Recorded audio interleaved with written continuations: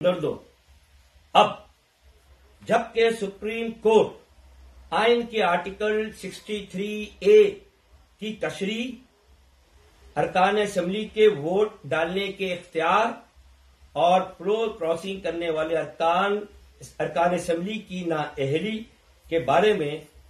صدارتی ریفرنس کی سماعت کر رہی ہے، ہم اراکین رابطہ کمیٹی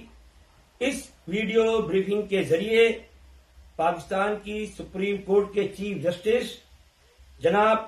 عمر عطا بندیال، متعلقہ بینچ کے ارکان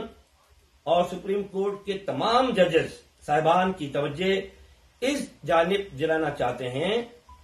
کہ وہ اس معاملے کی سماعت کرتے ہوئے ایم کیو ایم کے معاملے کا بھی ترجیحی بنیادوں پر نوٹس لیں۔ ایم کیو ایم قائد تحریک جناب الطاف حسین نے قائم کی، وہی اس کے بانی و قائد ہیں۔ 18 مارچ 1984 کو قائد تحریک جناب الطاف حسین کی قائم کردہ ایم کیو ایم آج بھی صرف موجود ہے، نہ صرف موجود ہے بلکہ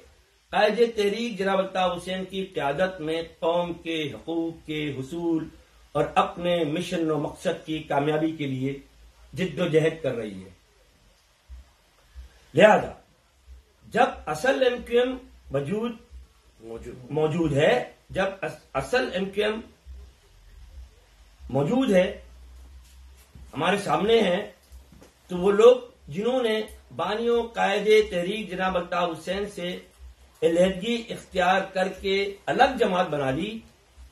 تو وہ قائد تحریک الطاف حسین کی قائم کردہ ایم کیو ایم کا نام، اس کا جھنڈا اور انتخابی نشان کس طرح استعمال کر سکتے ہیں؟ یہ توجہ میں دلانا چاہتا ہوں، یہ اپیل کر رہا ہوں چیف جسٹس سے اور اراکین بینچ سے اور تمام سپریم کورٹ کے ججز حضرات سے۔ اگر انہوں نے ایم کیو ایم کے بانی و قائد جناب الطاف حسین اور ان کی ایم کیو ایم سے الگ ہو کر نئے نام سے اپنی الگ جماعت قائم کی ہوتی اور وہ اپنی جماعت کے نام انتخابی نشان پر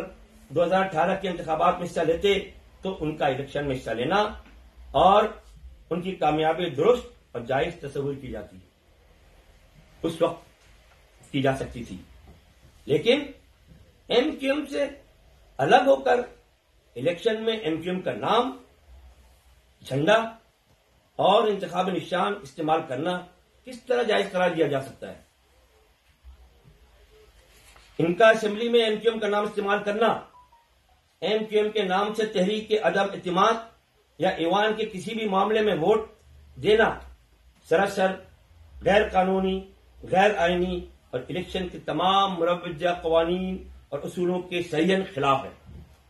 اور اس کی کوئی آئینی، قانونی اور اخلاقی حیثیت نہیں ہے۔ آنے والی تاریخ میں اس کو قطعی طور پر غلط اور ناجائز قرار دیا جائے گا۔ ہم رابطہ کمیٹی کے اراکین سپریم کورٹ کے نہایت معزز اور قابل احترام جج جناب جسٹس قاضی عیسیٰ صاحب سے بھی درخواست کرتے ہیں کہ آپ سچ اور حق کے لیے بولتے ہیں، خدا را اس معاملے پر بھی آواز بلند کریں۔ عزیز تحریکی ساتھیوں اور ہمدردوں، ہم اس معاملے پر سپریم کورٹ اور الیکشن کمیشن کو اپنی پٹیشن بھی روانہ کر رہے ہیں، اور ہم سپریم کورٹ سے اپیل کرتے ہیں کہ آئین اور قانون کے تقاضوں کو پورا کرتے ہوئے ہماری پٹیشن کو سنا جائے۔ ہم الیکشن کمیشن سے بھی اپیل کرتے ہیں کہ وہ انتخابی قوانین کی روشنی میں ہماری پٹیشن کی فوری سماعت کرے اور انصاف کے تقاضوں کو پورا کیا جائے۔